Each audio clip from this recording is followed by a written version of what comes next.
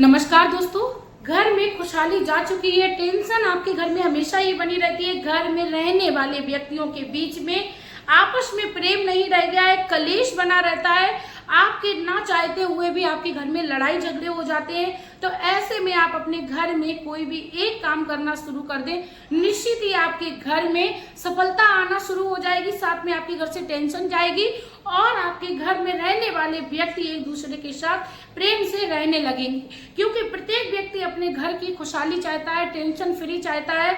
लेकिन यदि हम अपने जीवन में उतार चढ़ाव से बचने के लिए इन कामों को करते हैं तो निश्चित ही हमारे घर से टेंशन खत्म हो जाती है, मनुष्यत दूर हो जाती है। तो चलिए दोस्तों, बात करते हैं कि आपको अपने घर में कौन से वो काम है जिनको नियमित रूप से करना चाहिए। सबसे पहले बात करूंगी कि आप अपने घर में सप्ताह के किसी एक दिन नियम बना लीजिए कि आपको अपने घर में घी में डुबोकर कपूर का धुआं पूरे घर में देना है। क्योंकि हमारे हिंदू धर्म में माना जाता है कि जिस भी जगह पर कपूर को जलाया जाता है वहां पर दिव्य शक्तियों का वास होता है, साथ में सकारात्मक ऊर्जा वास होती है। दोस्तों, कपूर का जलाना बहुत ही शुभता का प्रतीक है, क्योंकि हमारे पूजा स्थल पे भी कपूर का प्रयोग किया जाता है। साथ में कपूर जो है वो हमारे कई प्रकार की बीमारियों से भी हमें मुक्ति दिलाती है। दूसरे नंबर पे बात करेंगे, घर में खुशहाली लाने के लिए आप अपने जब भी मंदिर में दीपक को प्रज्वलित करें तो आपको उसमें 2 लौंग अवश्य डालनी है। शुद्ध घी का दीपक आप सुबह में जलाएं, संध्या के समय आप सरसों के तेल का दीपक जलाएं, उसमें आप 2 लौंग अवश्य डालें। सरसों के तेल के दीपक को उठाकर आप अपने घर के मुख्य द्वार पर रखें। ऐसा करने से आपको कर्जे से मुक्ति मिलेगी। साथ में यदि आपके घर में कोई दोष लगा हुआ है, पितृदोष लगा हुआ है, किसी प्रकार का कोई दोष लगा है, उससे भी आपको मुक्ति मिलेगी। कई बार हमने देखा है कि घर में कई सारी झाड़ू होती है, 2 या 3, हम लोग उसको इकट्ठा करके रख देते हैं, जो कि हमारे कहीं ना कहीं हमें वास्तु दोष को प्रकट करता है, हमारे घर में लड़ाई झगड़े कलेश को बढ़ावा देता है। तो हमें हमेशा ही झाड़ू को छुपा कर रखना चाहिए और अलग अलग करके रखना चाहिए। कभी भी हमें खड़ी झाड़ू को नहीं रखना चाहिए। कई बार हमने अपने बाथरूम में खाली बाल्टी को पड़ा छोड़ देते हैं, जो कि करना बहुत ही ज्यादा हमारे लिए अशुभ प्रतीक होता है, कहीं ना कहीं हमें वास्तु दोष लगाता है। इसीलिए हमें संध्या के समय जब भी हम सोने के लिए जाएं तो अपने बाथरूम में हमें बाल्टी को भरकर रखना चाहिए। इससे हमें हमारे मार्ग में सफलता मिलती है। साथ में यदि हम किसी कार्य में करने के लिए जा रहे हो, हमेशा ही अड़चने आती है, तो वो अड़चने आना बंद हो जाती है। शाम के समय जब भी हम सोने के लिए जाएं तो हमें अपने घर में पड़े हुए अस्त व्यस्त सामान को उचित स्थान पर रखना चाहिए। क्योंकि ज्यादातर मेरी माताओं बहनों का ये सोचना होता है कि सुबह में उठेंगे तब सफाई करेंगे तभी सारा कुछ सेट कर देंगे, जो कि सोच बहुत ही ज्यादा गलत है। कहीं ना कहीं हमारे घर में नकारात्मक ऊर्जा का वास कराती है। क्योंकि हम सब जानते हैं संध्या के समय ज्यादातर नकारात्मक ऊर्जा घर में या कहीं कोई भी स्थान पर वास करती है। इसीलिए हमें नकारात्मकता को दूर करने के लिए अपने घर में पड़े अस्त व्यस्त सामान जैसे जूते, चप्पल, कपड़े या कोई हमारे घर में कोई वस्तु है उसको सही ढंग से रखना चाहिए। तीसरे नंबर पे बात करते हैं कि हमें अपने घर के प्रत्येक कोने को साफ सुथरा रखना चाहिए।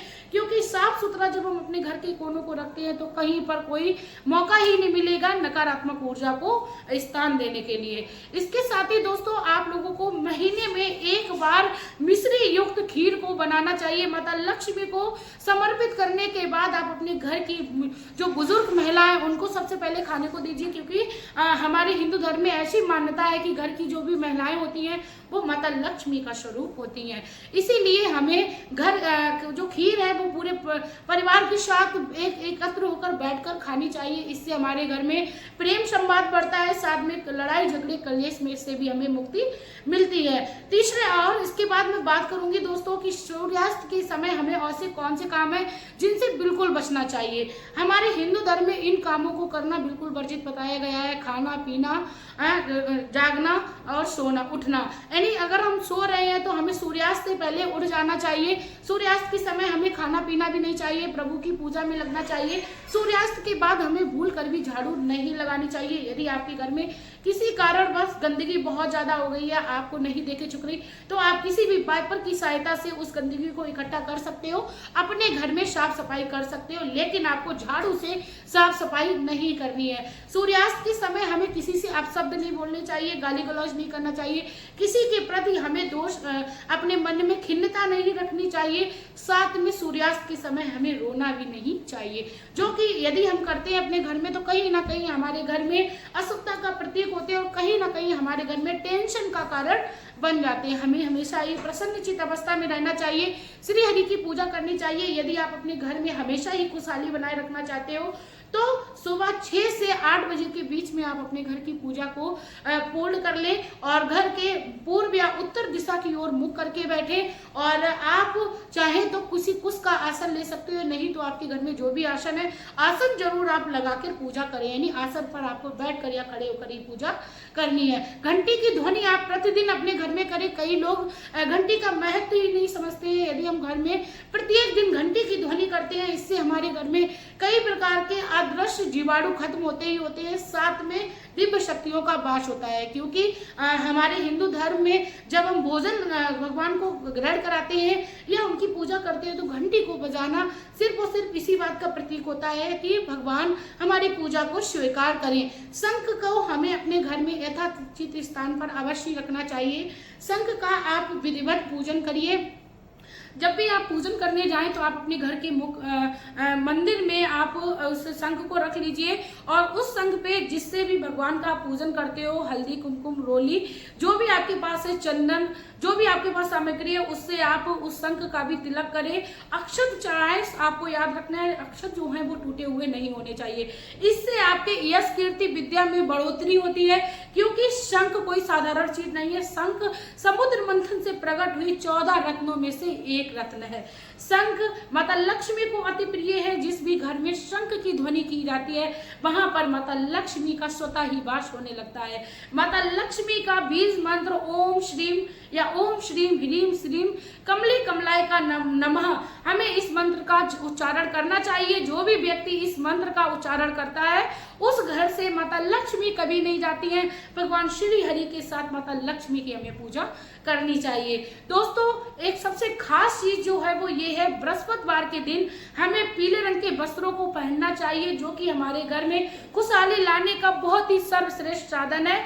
क्योंकि बृहस्पति भगवान जिस पर भी प्रसन्न हो जाते हैं उस घर में खुशहाली होना, उस घर की तरक्की होना निश्चित है। इसीलिए बृहस्पतिवार के दिन हमें पीले रंग के वस्त्रों को पहनना चाहिए, पीले रंग के हमें फल को खाना चाहिए। साथ में हमें बृहस्पतिवार के दिन हरे रंग की वस्तु को खाने से बचना चाहिए।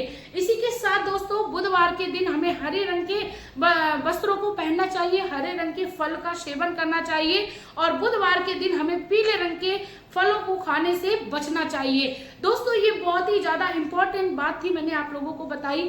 आप लोगों को यदि मेरे द्वारा बताई हुई इन्फॉर्मेशन अच्छी लग रही हो तो प्लीज आप लोग मेरे चैनल को सब्सक्राइब करिए, वीडियो को लाइक करिए, कमेंट बॉक्स में मेरे लिए एक प्यारा सा कमेंट करिए। क्योंकि दोस्तों, मैं आप लोगों को हर वो चीज बताती हूँ जो एक प्रत्येक हिंदू को करना चाहिए अपने घर की सुख समृद्धि बनाए रखने के लिए। दोस्तों, मैं कोई भी आपको ऐसी चीज नहीं बता रही हूँ जो आपको अलग से करनी पड़े या किसी भी प्रकार का आप किसी का बुरा करके आप अपने घर में करो। दोस्तों, जिस भी कार्य को आप करें उस कार्य को आप नियमित रूप से करना शुरू करें। जरूरी नहीं मैंने जितने भी आपको काम बताए हैं वो सारे के सारे आप करें। कोई एक काम आप अपने घर में करना शुरू करिए नियमित रूप से, निश्चित ही आपके घर में खुशहाली आएगी, टेंशन आपके घर से दूर चली जाएगी। दोस्तों, वीडियो को शेयर जरूर कर दीजिएगा, क्योंकि लोग ज्यादा से ज्यादा आप टेंशन में अपना समय व्यतीत करने लगे हैं। तो टेंशन फ्री रहने के लिए अपने जीवन में श्री हरि नाम का जाप करते रहिए। इसी के साथ आप पर श्री हरि कृपा करे। जय हो।